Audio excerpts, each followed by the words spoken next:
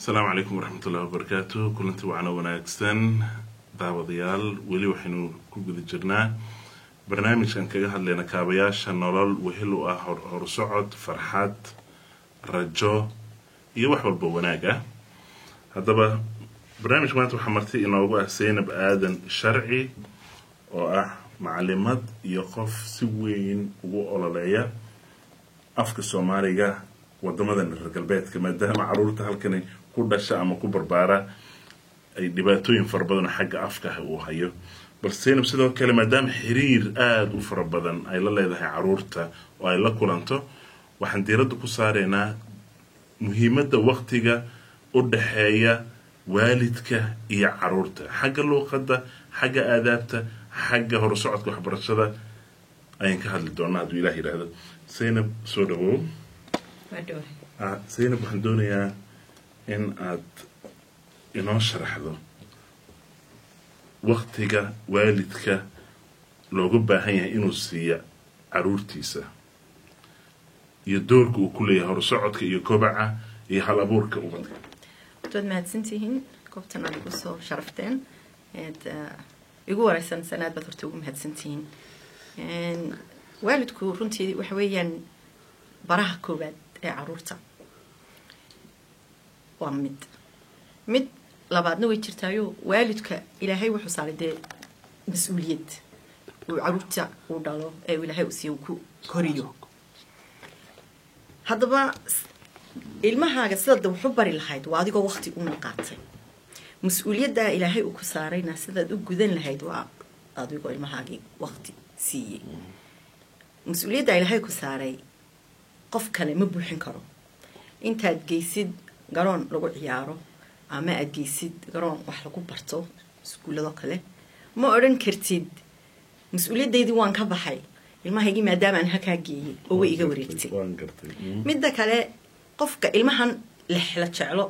kalihi marka koobaad waa qofkii waalidka ahaa waayo ilmahan iyo isagii xiriir baa ka dhaxeeya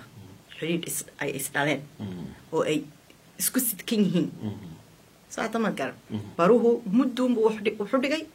waanu ka tagay ilmahaas waxa laga yaabaa dib inaan u arag ilmahaas meel buu majuur ku noqonaya ku weynaanaya jaamacad ku galaya shaqo ku galaya dibis ma arkayaan marka mar walba cilaaqaadkii waalidkiiba ma garanaysaa meeshii jiraya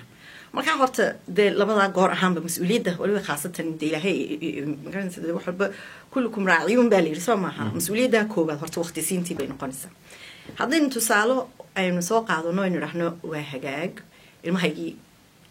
wuxuu haystaa meelayo badan oo wax ka barto oo iimaba baahna oo muddadu yar yahay kaba soo qaad uu dhashay TV-gan ku jeedinay TV-ga iga aamusinaya TV-ga ayaa jecel yahay u daawanaya madadaalinaya TV-gu ilmaha ma wax u baraya midda kale fariintu u gudbinayaan waa fariin nooceeya mato adiga kula habboonba mato diintaada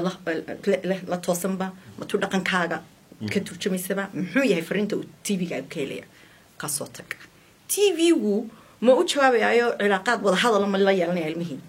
mise wuxuu ahaanayaa passive observer waxaan daawanayo oo wuxuun magaranaysaa sidii bunyadii shaqeeyo oo waxba soo celinay walaagada marka maartay bini aadamkii uu ilaahay ikhtiyaarku u siiyay ayaa keenaysa in maskaxdan inta kobcdo magaranaysaa wax falcelin ay meeshii timaado taasna waxay ka dhex imanaysaa oo dad wada hadlaya dadkii wada hadlayeen hadda qof walba ku sii daysid isnaan u yara sheegay goortii dhaweyto qofna la xirjacada aad ka qabtid ilmahaaga kama qabi karayo waxa laga yaabaa inuu motives kale uu leeyahay oo magaranaysaa duufso misalanba waxaynu hadii jeer ku xamanaa dadkan galbeedka ubadkaaga bay kaa korsanayaan for example laakiin ubadkaaga adigu haddaad la sheekaysatay oo kula jaan qaadayo aqliyan iyo maskaxiyan iyo fikir ahaan miyaa la duufsan karayaa miyaa laga kahaysan karayaa waxyaabo badan baa meesha ka baxayso maaha marka horta waqti lala qaato ilmaha horta inahaasi xaggii barbaarinta ilmihii in waqti la siiyo ayuu u baahan yahay waxaynu oran karnaa oo kale society-ga waxaa wanaagsan in lagu soo kordhiyo qof dhamaystiran wax dhamaystiran runtii ma jireen laakiin qof ma garanaysaa wax soo saar leh oo wax tar leh oo aan mujtamacii dhiig mirad ku ahayn oo aan parasite ku ahayn qofkii soo ma baahan markaa kobciin qofkii waa sax waqti oo siisay kaasna ku imanaya farsamooyinka aad inta hadda uu inoo socday kulankana aan ku yeelanay Stockholm waxaa tiri caruurta waan la ciyaara markan wax barayo ciyaarta ma habka ugu wanaagsan ee lagu dhisi karo miyaa cunuga xag maskaxaan marka lagu shubayo aqoon waxbarasho daraasad fara badan oo tilmaamaysan way jiraan marka ogaalka ilaa intee ayd wax ka sheegi kartaa habka ciyaarsiiska ee caruurta wax lagu baro ogaalkay horta wax badan kama sheegi karo oo waa cilmi dhan oo la barto maad garan caruurta waxaynu kala qaadi karnaa da'ba waxbuu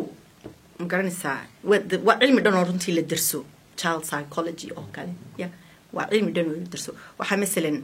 ilmuhu ka yaryahay qofku ka yaryahay ilmo yar markaad ka bilowdo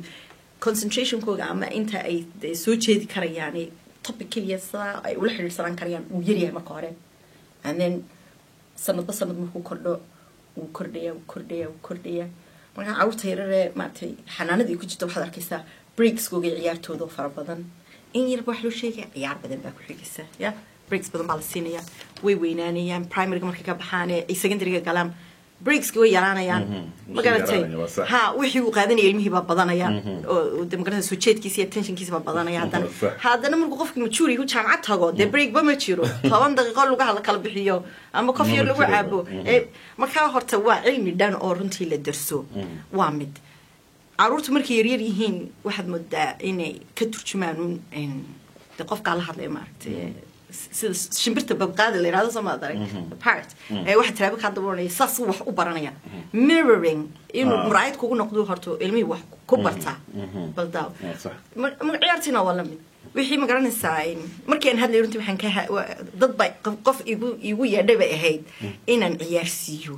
ciyaarku dad way u baahan entertainment saadoonaga laakiin ciyaarta naftirkeeda ayaa lagu gudbin karaa sheeko dhan iyo cilmi dhan iyo fariin dhan marka waa muhiim horta kaasatan marka la yaryahay ciyaarta xiisihii ilmaha maaragtay lagu kasbado sidaas waa dad gidi maanta ilmo yaro 5 jira ama 10 jira aad wuxuu ku aqridid wuba ka seexanaya waatahay Zainab Aadan sharci aad baad u mahadsan tahay macluumaadka tirada badan iyo talooyinka iyo tusmooyinka aad nasiisay waxaan filayaa in dad badan ay ka faa'iideysan doonaan oo ay gacan ka geysan doonaan horusocod rajo iyo nolol sida ujeedka barnaamijkeenu yahay aad baad u mahadsan tahay